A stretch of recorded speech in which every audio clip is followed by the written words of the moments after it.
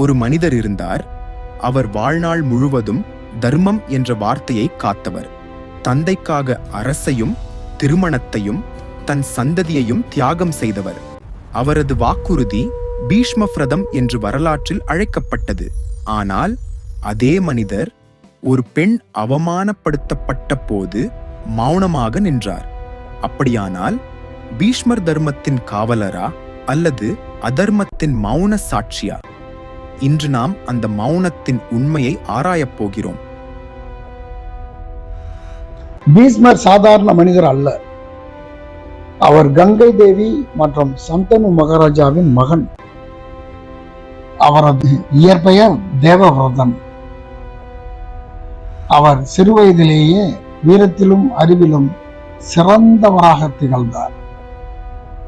ஒரு நாள் அவரது தந்தை சந்தனு சத்தியவதி என்ற பெண்ணை திருமணம் செய்ய விரும்பினார். ஆனால் ஒரு நிபந்தனை இருந்தது. சத்தியவதியின் மகனே அஸ்தினாபுரத்தின் அரசனாக வேண்டும்.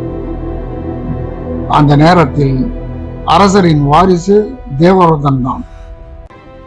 அந்த பிரச்சனையை தீர்க்க தேவவிரதன் எடுத்த முடிவு வரலாற்றையே மாற்றியது. அவர் சொன்னார், நான் அரசையே மறுதளிக்கிறேன். நான் திருமணம் செய்ய மாட்டேன். என் சந்ததி எதுவும் இருக்காது. இந்த கொடிய சபதத்தால் தேவவிரதன் பீஷ்மர் என்று அழைக்கப்பட்டார். பீஷ்மர் வாழ்க்கை முழுவதும் ஒரே ஒரு விஷயத்தை காத்தார். அது அரச குடும்பத்திற்கு விசுவாசம். அவர் எந்த அரசர் வந்தாலும் அவருக்கு சேவை செய்வேன் என்று உறுதியளித்தார். ஆனால் வாழ்க்கையில் சில நேரங்களில் வாக்குறுதி மற்றும் தர்மம் ஒரே பாதையில் செல்லாது. அதுதான் பீஷ்மரின் வாழ்க்கையிலும் நடந்தது. மகாபாரதத்தில் மிக வேதனையான தருணம் ஒன்று உள்ளது. அது திரௌபதி அவமானப்படுத்தப்பட்ட சபை. அந்த சபையில் இருந்தவர்கள் மகா வீரர்கள், மகா ஆச்சாரியர்கள் மற்றும் பீஷ்மர். திரௌபதி கேட்டால், என்னை இப்படி அவமானப்படுத்துவது தர்மமா? அந்த கேள்வி நேராக பீஷ்மரை நோக்கியது. அவர் பதில் சொன்னார், தர்மம் மிகவும் சிக்கலானது மகளே. இந்த பதில் இன்றும் பலரையும் சிந்திக்க வைக்கிறது. ஒரு பெண் அவமானப்படுத்தப்படும் போது தர்மம் சிக்கலானதாக இருக்க முடியுமா? அல்லது அந்த தருணத்தில் பீஷ்மர் தன் சபதத்தால் கட்டுப்பட்டாரா? குருச்சேத்திர போரில் பீஷ்மர் பாண்டவர்களுக்கு எதிராக போரிட்டார்.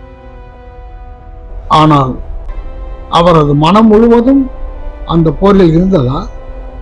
அது ஒரு கேள்வி. இறுதியில் அர்ஜுனன் விடுத்த அம்புகளால் பீஷ்மர் வீழ்ந்தார். அவர் அம்புகளின் படுக்கையில் படுத்தார். அவருக்கு ஒரு அரிய வரம் இருந்தது. அவர் விரும்பும் நேரத்தில் மரணத்தை தேர்வு செய்யலாம். ஆனால் அவர் உடனே செல்லவில்லை. அவர் காத்தார். ஏனெனில் அவர் இன்னும் தர்மத்தை பற்றி பேச வேண்டும் என்று நினைத்தார். பீஷ்மர் தவறான மனிதர் அல்ல. அவர் தர்மத்தை மதித்தவர். ஆனால் சில நேரங்களில் நாம் தவறு செய்யாமல் இருந்தாலும் தவறை தடுக்காததும் ஒரு தவறாக மாறலாம். அதுதான் பீஷ்மர் வாழ்க்கையில் நமக்கு சொல்லும் பாடம். அப்படியானால் உங்களுக்கு என்ன தோன்றுகிறது?